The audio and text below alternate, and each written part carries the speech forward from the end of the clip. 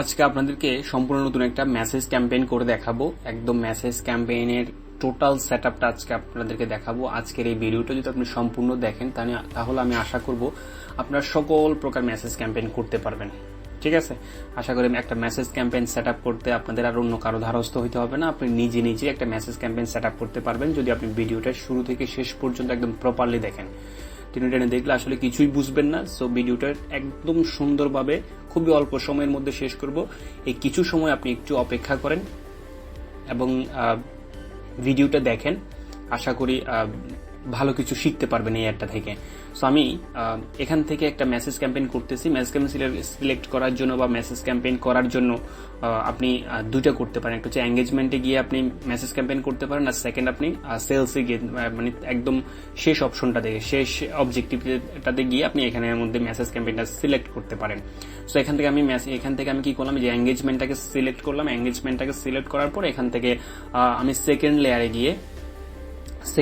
গিয়ে আমি messaging apps এটা সিলেক্ট করে দিলাম আমি। ঠিক আছে, সো এটা সিলেক্ট করার পর এখান থেকে ক্লিক টু মেসেজ। আমি কি হোয়াটসঅ্যাপে মেসেজটা ড্রাইভ করতে চাচ্ছি নাকি মেসেঞ্জারের মধ্যে, হোয়াটসঅ্যাপের মধ্যে, একটা হচ্ছে ইনস্টাগ্রামের মধ্যে, তিনটা থেকে কোনটাতে ড্রাইভ করতে চাচ্ছি অডিয়েন্সটাকে।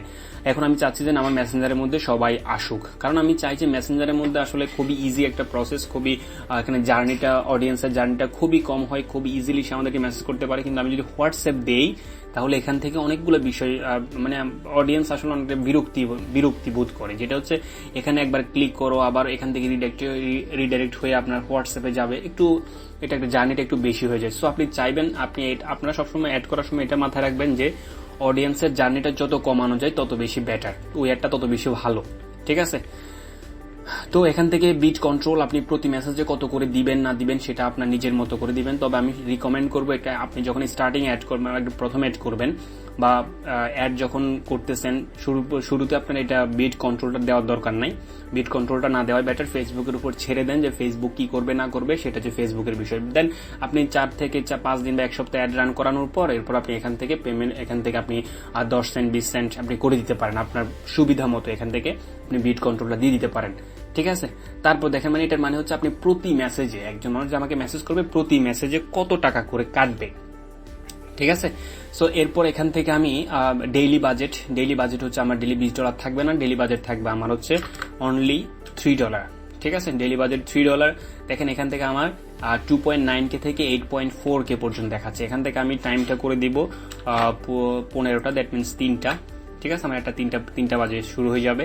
এখানে সমুর অপশনে গেলে আমি পাবো স্কেডিউলিং। আপনি অ্যাডটাকে স্কেডিউল করে দিতে পারেন যে ডেইলি কোন টাইমে আপনার অ্যাডটা চলবে, সেটা আপনি অডিয়েন্সের সাইকোলজি বুঝে আপনি অবশ্যই কি করতে পারেন, এখানে সিলেক্ট করে দিতে পারেন। এরপর আমার লোকেশন হচ্ছে ফুল বাংলাদেশ। আমার এজ হবে 21 থেকে অলমোস্ট 50 পর্যন্ত। এটা হচ্ছে 50। এটা আপনাদেরকে অবশ্যই আমার অডিয়েন্স রিসার্চের যে ভিডিওটা সেটা অবশ্যই দেখবেন। এখানে দেখলে আপনি বুঝতে পারবেন আশা করি যে এজ কেমন হবে, জেন্ডার কেমন হবে, ডিটেল টার্গেটিং কেমন হবে। সো তারপর ডিটেল টার্গেটিং নিয়ে এখানে ছোটখাটো কয়েকটা কথা বলবো, একটু খেয়াল করবেন। তার আগে আমি একটু থার্ড লেয়ারটা একটু সেট আপ করে আসি। থার্ড লেয়ার হচ্ছে আমার অ্যাডের মধ্যে মানে কোন পোস্টের থ্রুতে আমি অ্যাডটা করতে চাচ্ছি সেটা আমি এখানের মধ্যে আমি সেট আপ করবো। দেখেন এখান থেকে আমি ক্রিয়েটারে ক্লিক করলাম। এখান থেকে আমরা ইউজ এক্সিস্টিং পোস্টের মধ্যে ক্লিক করার পর এরপর এখান থেকে একটা পোস্ট আমি সিলেক্ট করবো। ঠিক আছে, একটা পোস্ট আমি সিলেক্ট করবো। সিলেক্ট পোস্টে ক্লিক করলাম। ক্লিক করার পর এরপর এখান থেকে আমার এই যে দেখতে পাচ্ছেন চামড়া নয় প্রমাণে বিশ্বাসী, এই অ্যাডটাতে আমরা কি করব, এই অ্যাডের থ্রু, এই পোস্টার থ্রুতে আমরা অ্যাডটা রান করাবো। ব্যাস দিয়ে দিলাম। এরপর এখানে বলতেছে a send message call to action button is required. আচ্ছা, কল টু অ্যাকশন বাটন আমার দরকার আছে, যে মানুষ ক্লিক করবে কোথায় সেটাই। আমরা এখান থেকে সেন্ড মেসেজ অপশনটা দিয়ে দিলাম, আপডেট পোস্ট। ব্যাস, এখান থেকে আর তেমন কিছু নাই। এখান থেকে দেখি এখানে কি কি আছে, ইউজ এক্সিস্টিং এ কোনো কিছু আছে কিনা দেখি। আচ্ছা, নাই। সো এখান থেকে আমরা চাইলে নিজেদের মতো করে আমরা এখানের মধ্যে স্টার্ট কনভারসেশন এটা সেট আপ করতে পারি। সো যেভাবে সেভাবে থাকে, আমি আপাতত কোনো কিছু করতেছি না, আপনারা নিজেদের মতো করে এটা সেট আপ করে নেবেন। ঠিক আছে, তারপর এখান থেকে আমার থার্ড লেয়ার তেমন কোনো কাজ নাই। এখন আমি আবারও সেকেন্ড লেয়ারে চলে আসবো। সেকেন্ড লেয়ারে আসার পর এখন আপনি বলতে পারেন যে আপনি থার্ড লেয়ার কেন সেট আপ করছেন। আগে আমি প্রোডাক্টটা দেখলাম, প্রোডাক্টটাকে সেট আপ করে নিলাম, থার্ড লেয়ার আর কোনো কাজই করবো না। প্রোডাক্টটাকে দেখলাম যে হ্যাঁ এটা হচ্ছে আমার এরকম প্রোডাক্ট। এখন আমাকে ডিসিশন নিতে হবে যে আমার অডিয়েন্সটা কেমন হবে, ঠিক আছে। সো আমি অডিয়েন্সের এখানের মধ্যে চলে আসি। আপনি একটু নিচে আসলে আমরা অডিয়েন্সের সেকশনটা পেয়ে যাব। দেখেন এখানে আছে একটা কাস্টম অডিয়েন্স, এখানে করবো না আমরা কোথায় করবো, আমরা করবো এখানে যে ডিটেল টার্গেটিং যে অপশনটা দেখতে পাচ্ছেন, এই ডিটেল টার্গেটিং অপশনটাতে আমরা করবো। এটা আমি আনচেক করে দিচ্ছি। তাহলে এখান থেকে আমরা কি করব, এই যে এখান থেকে আমরা আমাদের ডিটেল টার্গেটিংটা করব। যেহেতু আমার প্রোডাক্ট হচ্ছে জুতা, তার মানে আমরা প্রথমে শোজ থেকে টার্গেট করবো, শোজ রিলেটেড বা শোজের মধ্যে কারা কারা ইন্টারেস্ট রাখছে তাদেরকে টার্গেট করব, ঠিক আছে। তারপর আমি টার্গেট করতে পারি এখান থেকে আমি যেহেতু আমার লেদারের চামড়ার সম্পূর্ণের জন্য আমি লেদারটাকে টার্গেট করলাম, লেদার। তারপর আমি দেখি একটু সাজেশনে ক্লিক করে আমি কি কি সাজেশন দিচ্ছে একটু দেখি। এখান থেকে আমাকে দেখা যাচ্ছে ওয়ালেট দিচ্ছে, স্যান্ডেল দিচ্ছে, ব্যাগ, শপিং। এখন আমি দেখবো এখান থেকে আর কোনো ধরনের কোনো কিছু আছে কিনা। এখানে স্লিপ অফ শু আমি ইউজ করতে পারি, কোনো সমস্যা নেই, এটাও ভালো একটা কিওয়ার্ড, স্লিপ অন শু। তারপর এখান থেকে আমি যেটা করব সেটা হচ্ছে আমি দেখি শোজ রিলেটেড আর কোনো আছে কিনা একটু আমি দেখবো। শোজ, বাটা শোজ আছে, তারপর হচ্ছে যে ব্যাগস এন্ড শোজ, আমি এটা ইউজ করতে পারি। সো এখান থেকে ব্যাগস এন্ড শোজ ইউজ করলাম। তারপরে এখান থেকে আমি আরো ইউজ করতে পারি, যেমন শো স্টোর নামে কোনো কিছু আছে কিনা দেখি। SHOE, হ্যাঁ শো স্টোর আছে, এখানের মধ্যে আমি দিলাম। এরপর দেখেন এখানে এটা তো টার্গেট করলাম। এখন আমার অডিয়েন্স কারা হবে, যারা মোটামুটি একটা ভালো জায়গায় জব করতেছে বা যাদের মোটামুটি একটা স্টেবিলিটি আছে, ওদের টার্গেট করার জন্য। যেমন আমার যে জুতাটা আছে, এই জুতাটা কারা পরবে, যারা কমার্শিয়াল মানুষ মোটামুটি তারা এই জুতাটা আমার পরবে। এই যে আমাদেরকে আসলে মেইন কথা হচ্ছে অডিয়েন্সের সাইকোলজিটা বোঝা। যেমন জুতা তো আর সবাই কিনবে না, ঠিক আছে। এই জন্য আমাদেরকে অডিয়েন্স সাইকোলজি বুঝে আমাদেরকে জুতা আমরা একটা করতে হবে। তাহলে এখান থেকে আমি যেমন কাদেরকে, স্কুলের টিচারদেরকে টার্গেট করতে পারি, তারপর হচ্ছে যারা মোটামুটি একটা জব টপ করে তাদেরকে আমি টার্গেটিং করতে পারি, ঠিক আছে। তাহলে এদেরকে টার্গেটিং করার জন্য আমাকে কি করতে হবে, এখান থেকে আমরা দেখি টিচার কারা কারা আছে একটু দেখি।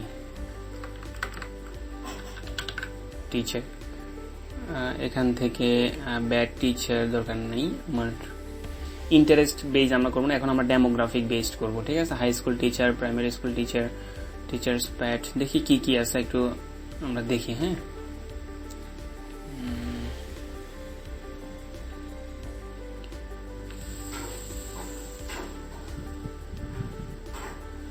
দেখা যাচ্ছে আচ্ছা কিন্ডারগার্টেন নামে একটা টিচারে ক্লিক করে বাকি অপশনগুলো আমার চলে আসবে, দেখবেন অটোমেটিক্যালি এখান থেকে চলে আসতেছে। এই দেখেন প্রাইমারি টিচার, ঠিক আছে, প্রাইমারি স্কুল টিচার, যারা যারা প্রাইমারি স্কুল টিচার আছে ওদেরকে যাবে, ওদের কাছে যাইতে পারে। তারপর হচ্ছে যে স্লিপার, স্যান্ডেল, এগুলোর প্রতি কাদের মানে ইন্টারেস্ট আছে তাদের কাছে আমার একটা যাবে। এখান থেকে আমি যেটা করব, প্রাইমারি স্কুল টিচারে যারা জব করে তাদেরকে আমি টার্গেটিং করব। হ্যাঁ, এখান থেকে দিলাম এটা আমি। তাহলে এখান থেকে এই যে কিন্ডারগার্টেন টিচারটা কেটে দিচ্ছি, এটা আমার প্রয়োজন নেই। তারপর এখান থেকে দেখি আর কি কি আছে। কিন্ডারগার্টেন টিচার আমার প্রয়োজন নাই, চাইল্ড কেয়ার টিচার তাও দরকার নাই, এলিমেন্টারি, শপিং ইউজ করতে পারি আমরা। এখান থেকে আমরা শপিংটাকে ইউজ করতে পারি, ঠিক আছে। শপিংটাকে ইউজ করলাম। তারপরে দেখি এখান থেকে একটু সাজেশনে ক্লিক করি, দেখি আর কি কি পাই কিওয়ার্ড। আপনার সাজেশনে ক্লিক করে করে অনেকগুলো না জানা কিওয়ার্ডগুলো এখান থেকে পাবেন। আর একটা হচ্ছে আপনার যে অডিয়েন্স রিসার্চ নিয়ে একদম প্রপারলি জানতে চান, অডিয়েন্সটা কিভাবে রিসার্চ করতে হয়, আমার আই বাটনে ভিডিও দেওয়া থাকবে অথবা ডিসক্রিপশন বক্সের লিঙ্ক দেওয়া থাকবে, যে কোনো দুটো থেকে যে কোনো এক জায়গায় পাবেন, ওখান থেকে দেখে নেবেন, ঠিক আছে। সো আমি একটু ব্রাউজে যাই, আমি ডেমোগ্রাফিকে যাই। ডেমোগ্রাফিকে যাওয়ার পর এখান থেকে ইনকাম দরকার নাই, লাইফ ইভেন্টসে দেখি কি কি পাই এখান থেকে, না লাগবে না। Date of birth, friends of friend, new job, আসলে নিউ জবে বাংলাদেশের মধ্যে এটা আমি সুইটেবল মনে করি না, যেহেতু এটার মধ্যে আমি অ্যাড করছিলাম বাট ভালো রেজাল্ট পাই নাই। ইন্ডাস্ট্রিতে যাই, এখান থেকে আমি টার্গেট করতে পারি, যেমন কাদেরকে টার্গেট করতে পারি, এখান থেকে বিজনেস ডিসিশন মেকার, দেখি এডুকেশনাল লাইব্রেরিজ, এদেরকে আমি টার্গেট করতে পারি। তারপর এখান থেকে আমি করতে পারি আইটি টেকনিক্যাল সার্ভিস, হইতে পারে ফুডস অ্যান্ড রেস্টুরেন্টস, হ্যাঁ এটাতে যারা জব টপ করে তাদেরকে আমি টার্গেট করতে পারি, ফুডস অ্যান্ড রেস্টুরেন্ট, ঠিক আছে। তারপর হচ্ছে এখান থেকে আমি বিজনেস অ্যান্ড ফিন্যান্স, আর্টস, এটা আমি টার্গেট করতে পারি, এটা আমি টার্গেট করব না। এরপর আমি যে টার্গেট করব সেটা হচ্ছে এখান থেকে আমি স্টাইল দেখি, স্টাইলে fashion and style, graphics style and fashion, style and fashion আমি ক্লিক করতে পারি। ঠিক আছে, তো মোটামুটি এখান থেকে আমি টার্গেটিং করলাম। দেখেন খুবই ছোট পরিসরে একটা টার্গেটিং করলাম, আমার দেখাচ্ছে 2.9K থেকে 8.4K, আমার অডিয়েন্সটা হচ্ছে এত। এখান থেকে যদি একটু যদি আমি ন্যারো করতে চাই, যেমন আমি যদি ন্যারো করি, দেখি ন্যারো করলে কেমন হয়। আমি ন্যারো করতে পারি ক্যাশ অন ডেলিভারি, দেখি ক্যাশ অন ডেলিভারিতে দেখুন আমার অডিয়েন্সটা ছোট হয়ে আসবে, খুবই ছোট হয়ে আসবে। মাত্র কয় লক্ষ দেখাচ্ছে, মাত্র 7 মিলিয়ন থেকে 9 মিলিয়ন দেখাচ্ছে। 7 মিলিয়ন নাকি 7 লক্ষ কোনটা? একক, দশক, শতক, হাজার, অযুত, লক্ষ, নিযুত, 7 মিলিয়নই তো মনে হয়। আচ্ছা যাক, সমস্যা নাই। এরপর আমি এখান থেকে দিব ক্যাশ অন ডেলিভারি, তারপর হচ্ছে যে হোম শপিং, দেখি হোম শপিং এ কি কি আছে। আমি চাইলে এখান থেকে হোম শপিং দিয়ে দিলাম, দেখি আরো অডিয়েন্সটা একটু বাড়বে, মেবি বাড়ছে। দেখি এখানে ক্লিক করার কি কি পাই। এখানে আমি পারচেস ডিসকাউন্ট দিতে পারি, অনলাইন শপিং আমি দিচ্ছি না, দিলেও কোনো সমস্যা নাই এখানের মধ্যে। তো আমি উপরটা অনলাইন শপিংটা একটু দিয়ে দিই, আমার মনে হচ্ছে ভালো হবে। এটা আপনাকে আসলে অ্যাড করতে করতে বোঝা যায় যে কোনটা আমাদের জন্য সুইটেবল হবে। আপনি হুট করে আসলেন হয়তো বা বুঝবেন না, তবে আপনি আমার ইউটিউব চ্যানেলের যে ভিডিওগুলো আছে, ভিডিওগুলো দেখেন, অনেক কিছু বুঝতে পারবেন যদি আপনি একদম বিগিনার হয়ে থাকেন। তো এখান থেকে অনলাইন শপিংটা দিয়ে দিলাম, পাশাপাশি এখান থেকে 2.8 থেকে বোঝাচ্ছে। তাহলে এখানে আমি ক্যাশ অন ডেলিভারি আর এখান থেকে রিফাইন করতেছি না, যে অডিয়েন্স উপরে দিলাম সেই অডিয়েন্সের কাছে যাক, কোনো সমস্যা নাই। অথবা এটাও দিতে পারি, এটাও খারাপ কোনো কিছু না। ক্যাশ অন ডেলিভারিতে যারা মোটামুটি ইন্টারেস্ট আছে ওরা বেসিক্যালি বাই শপিং করে, মানে বাইটাই করে আর কি অনলাইন থেকে। ঠিক আছে, সো এখান থেকে দেখি আর কি আছে। এই যে buy one get one free, এটাও আমি ইউজ করতে পারি। অনলাইন মার্কেট প্লেস, এটাও আমি ইউজ করতে পারি। মানে অনলাইন মার্কেট প্লেসের প্রতি কাদের ইন্টারেস্ট আছে তাদেরকে ডিসকাউন্ট এবং অ্যালাউন্স আছে। এখান থেকে আপনি অনেকগুলা, যেগুলো আপনি ব্রাউজের মধ্যে গেলে পাবেন না। সো আপনারা সাজেশনটাকে খুব ভালোভাবে কাজে লাগাইতে পারেন, এই সাজেশনটা। ঠিক আছে, সাজেশনটা খুব ভালোভাবে কাজে লাগাইতে পারেন। এখান থেকে দেখি আর কি কি আছে। বিউটি, ক্রেডিট কার্ড, তারপর হচ্ছে শপিং সেন্টার, সেলস প্রমোশন। আমি এখান থেকে ই কমার্সটা ইউজ করব না, এখান থেকে আমি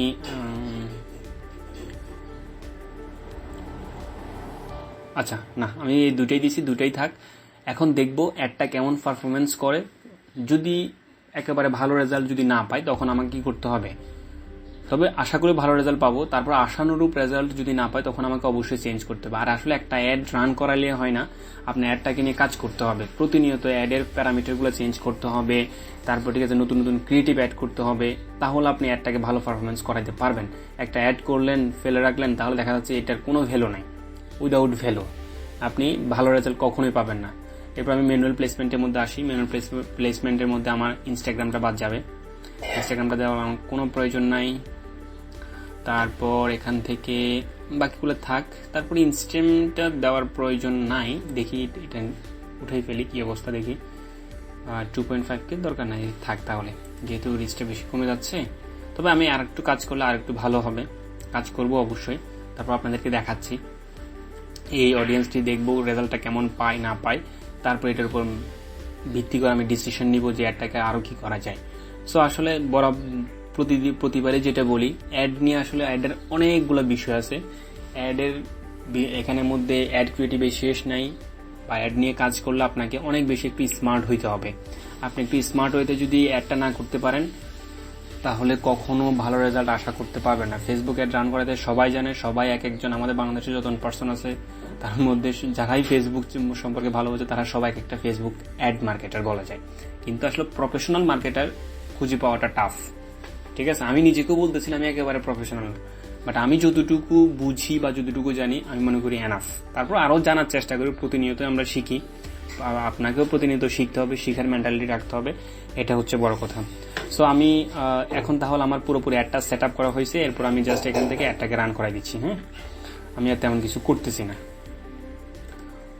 সবকিছু। তারপর একটু রিচেক দিচ্ছি সবকিছু ঠিক আছে কিনা, কারণ আপনাকে অ্যাডটা অবশ্যই চেক করতে হবে। সবগুলো ঠিকঠাক না থাকলে এটাকে ঠিক করতে হবে, কোথাও যাতে একটা এরর না থাকে। হ্যাঁ, কোথাও যাতে এরর না থাকে, এটা আপনাকে খেয়াল রাখতেই হবে। কনভারসেশন ঠিক আছে, সবগুলো ঠিক আছে। 2.9 হাউ ফানি, 2.9K থেকে 8.3K। ওকে, গ্রেট। সো আমার সব কিছু মোটামুটি ঠিক আছে। সো এখন আমি থার্ড লেয়ারে গিয়ে অ্যাডটাকে পাবলিশ করে দিই। সো অ্যাডটাকে পাবলিশ করে দিচ্ছি, আপনাদের সামনেই পাবলিশ করতেছি।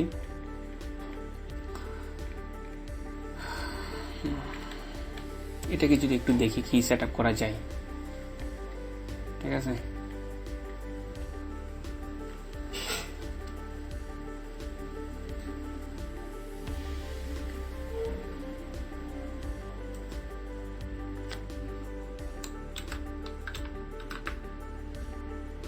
প্রাইস,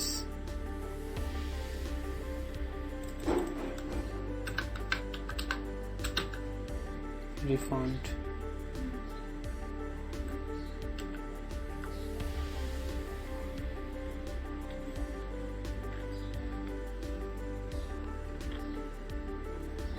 দেখেন রিফান্ড দিলে, রিফান্ডটা দিয়ে এই জন্যই কারণ এটা হচ্ছে অডিয়েন্সের অ্যাটেনশনটা পাওয়ার জন্য। রিফান্ড দেখলে অডিয়েন্সটা একটু স্বস্তি পায়।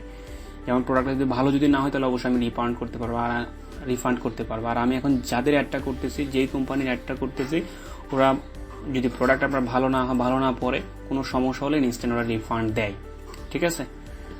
সো আমি এরপর এখান থেকে 7 ফিনিশ দিচ্ছি। আপনারা এই যে অভিরাম শপ, অনলাইন শপ, মোটামুটি বলতে কি আমি দীর্ঘদিন যাবত ওদের সাথে কাজ করতেছি, ওদের কোয়ালিটিগুলো যথেষ্ট ভালো, ঠিক আছে। সো আপনারা চাইলে ওদের সাথে ইনভলভ হতে পারেন, ওদের প্রোডাক্টগুলো নিয়ে দেখতে পারেন। ছোটো করে একটা প্রমোশন করে দিলাম আর কি। আচ্ছা যাক, এরপর এখান থেকে আমি পাবলিশ বাটনে ক্লিক করব, পাবলিশ করে দিলাম।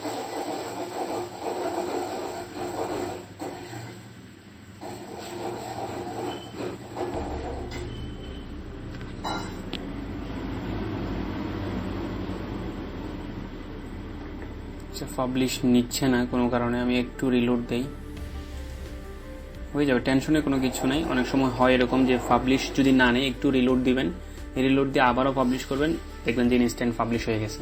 সো টেনশনের কোনো কিছু নেই, ঠিক আছে। এটা নেট জনিত কোনো সমস্যা হইতে পারে বা কোনো একটা প্রবলেমের কারণে হয়তো ফেসবুকের কোনো একটা ইস্যু হইতে পারে। দেখবেন এখন আবার পাবলিশ করবে, ইনস্ট্যান্ট পাবলিশ হয়ে যাবে।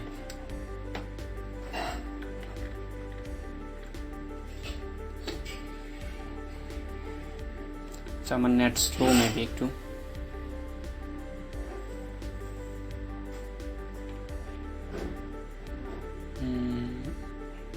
পাবলিশ করে দিচ্ছি, ইনস্ট্যান্ট পাবলিশ হবে এখন, দেখছেন। ওই যে বললাম মাঝে মধ্যে একটু সমস্যা হয়, ঠিক আছে। সো এটা নিয়ে প্যারা নেওয়ারও কোনো কিছু নেই, একটু রিল্যাক্সে একটু রিলোড দিয়ে এরপর আপনি পাবলিশ করে দেবেন, হয়ে যাবে। তাহলে আমার একটা অ্যাড পাবলিশ করা কমপ্লিট। আপনারা তো দেখলেন কিভাবে অ্যাডটা করলাম। যদি ভিডিওটা ভালো লাগে অবশ্যই সাবস্ক্রাইব দিয়ে পাশে থাকবেন, নতুন নতুন ভিডিও পেতে অবশ্যই আমাদের চ্যানেলের সাথে থাকবেন।